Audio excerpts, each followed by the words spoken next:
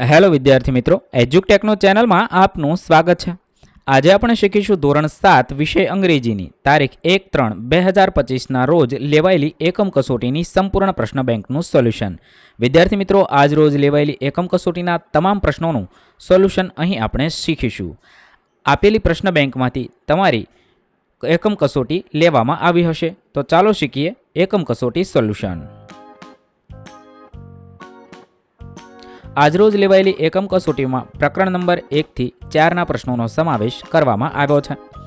સવાલ number 1, read the paragraph and answer the question. ફકરો વાંચવાનો છે. ફકરો વાંચી સમજી તેના આધારે નીચે આપેલા પ્રશ્નોના જવાબ લખવાના છે.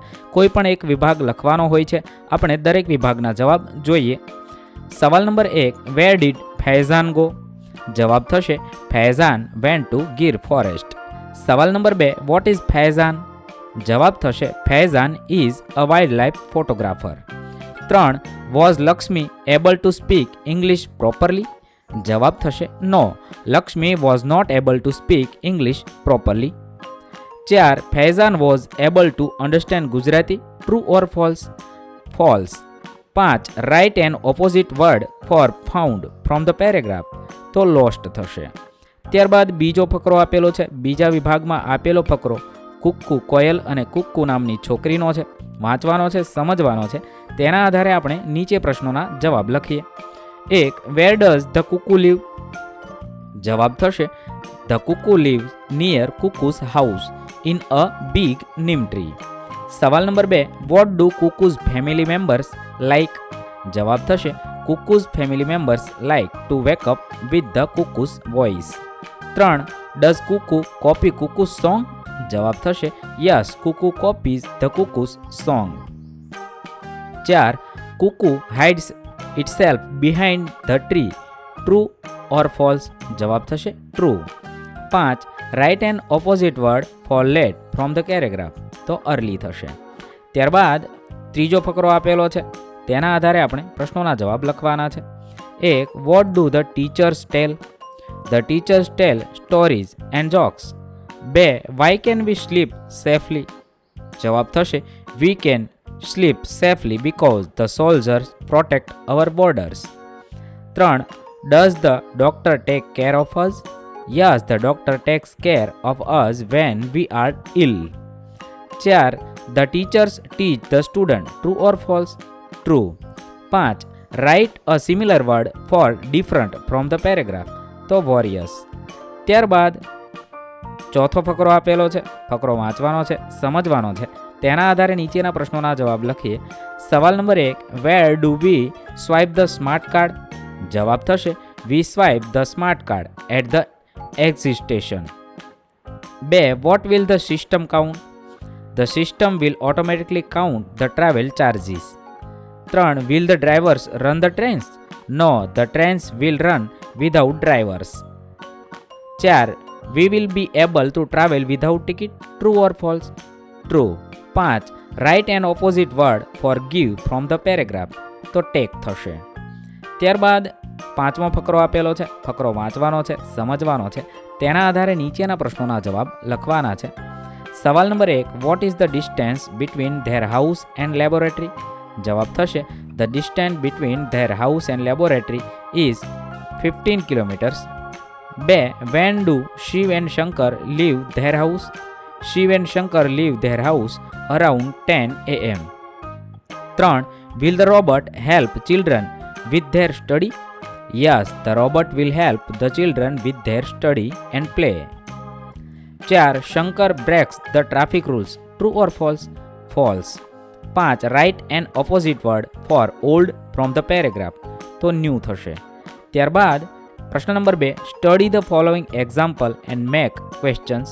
અહીંયા છે ઉદાહરણ આપ્યું છે. ઉદાહરણની જેમ આપણે પ્રશ્ન બનાવવાના છે. 1, વી સિંગ સોંગ. પ્રશ્ન થશે do we sing song? 2, Mitali decorate her house on Diwali? Does Mitali decorate her house on Diwali? 3, my mother knows everything. Does my mother know everything? 4, the farmers grow crop. Do the farmer grow crops? 5, Rehan and Jia play with their father. Do Rehan and Jiya play with their father? ત્યારબાદ બીજો વિભાગ છે. 1. I go to school every day. પ્રશ્ન બનાવી શકાય. Do I go to school every day? 2. Misti cuts a cake on her birthday. Does Misti cut a cake on her birthday? 3. My grandmother tells me stories. Does my grandmother tell me stories? 4. Our teachers take care of us. Do hour teachers take care of us? 5. Vaishali and Varsha write poems. Do Vaishali and Varsha write poems? ત્રીજો વિભાગ છે. 1. You study carefully in the class. Do you study carefully in the class? 2. Chintan speaks truth. Does Chintan speak truth? 3. My uncle pays money. Does my uncle pay money? 4. The students ask questions during the class. Do the students ask questions during the class? 5. Krupa and Kanak sit together. Do Krupa and Kanak sit together? ત્યારબાદ વિભાગ ચોથો છે. 1. They learn English. Do they learn English? 2. Disha shows us the way. Does Disha show us the way? 3. My father always helps me. Does my father always help me? 4. Parents visit the school. Do parents visit the school? 5. Soham and Shyam speak the answers. Do Soham and Shyam speak the answers? 5. 1. She leaves the class. પ્રશ્ન થશે. Does she leave the class? 2. Megha starts a new job. Does Megha start a new job? 3. Cousins help me. Do my cousins help me? 4. The librarians arrange book. Do the librarians arrange books? 5. Pratham and Dvija tease each other. Do Pratham and Dvija tease each other? આ રીતે આપણે જવાબને આધારે પ્રશ્ન બનાવીશું. ત્યારબાદ પ્રશ્ન નંબર 3. Study the table, read the example, write 5 sentences. અહીંયા છે ટેબલનો ઉપયોગ કરી ઉદાહરણ મુજબ 5 વાક્ય બનાવવાના છે. પહેલું એક્ઝામ્પલ આપેલું છે, she gets up early daily. એવા 5 વાક્ય બનાવીએ. 1. She tells the truth daily. 2. He sometimes watches TV. 3. They sometimes play video games. 4. She never tells a lie. 5. He never sleeps late at the night. ત્યારબાદ બીજો વિભાગ છે, તેની અંદર example આપેલું છે તે મુજબ વાક્ય બનાવીએ. 1. Ramesh goes to school daily. 2. He brushes his teeth daily. 3. He sometimes sings a song. 4. He never shout in school. 5. He never gets angry. ત્યારબાદ ત્રીજો વિભાગ છે, ઉદાહરણ મુજબ વાક્ય બનાવવાના છે. 1. Niyati waters plants daily. 2. She reads the newspaper daily. 3. She sometimes take part in competitions. 4. She sometimes goes for a picnic. 5. She never disobeys her parents. ત્યારબાદ ચોથો વિભાગ છે, ઉદાહરણ આપેલું છે તે મુજબ વાક્ય બનાવીએ. 1. Riya washes clothes daily. 2. She sometimes goes to the library. 3. She sometimes visits the zoo. 4. She never scolds others. 5. She never wastes time. 5. ઉદાહરણ મુજબ વાક્ય બનાવીએ. 1. Amit helps other daily. 2. He does household work daily. 3. He sometimes uses mobile phones. 4. He never rides bikes.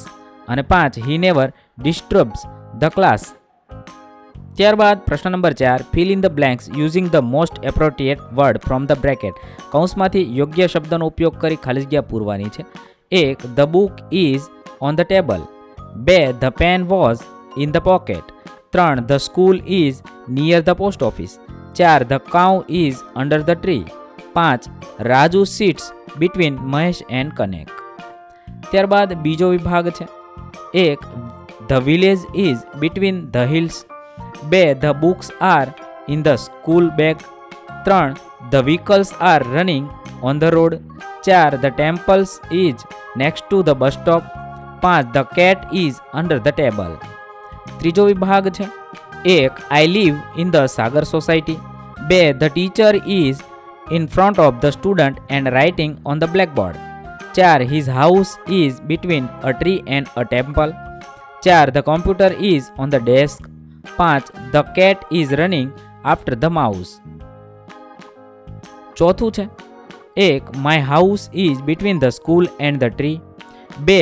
We write with pencils. 3. The museum is opposite the cinema hall.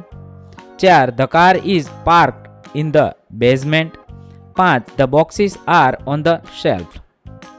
પાંચમો વિભાગ છે 1. The lion is running after the deer. 2. The laptop is on the table. 3. The chocolate is in my pocket. 4. The jar is between vase and lamp. 5. The post office is front of bus stop. પ્રશ્ન number 5. Fill in the blanks and complete the dialogue. કોઈ પણ એક પૂછવાનું છે. અહીંયા આપણે દરેક પ્રશ્નોના જવાબ લખીશું. અહીંયા આપણે કૌંસમાં આપેલા વાક્યના આધારે આપેલી વાતચીત પૂર્ણ કરવાની છે. Jalpesh says, may I come in sir? Manager says, yes you may. What can I do for you? Jalpesh says, I want to withdrawal money. Manager says, okay take this form, fill in the details. આવી રીતે આપણે દરેક ખાલી જગ્યા પૂરીશું. Here it is, it's okay, welcome આવા શબ્દ મૂકી ખાલી જગ્યા પૂર્ણ કરીશું. ત્યારબાદ બીજો વિભાગ છે Aman's father says, may I come in madam? Teacher says, yes come in. Aman's father says, thank you.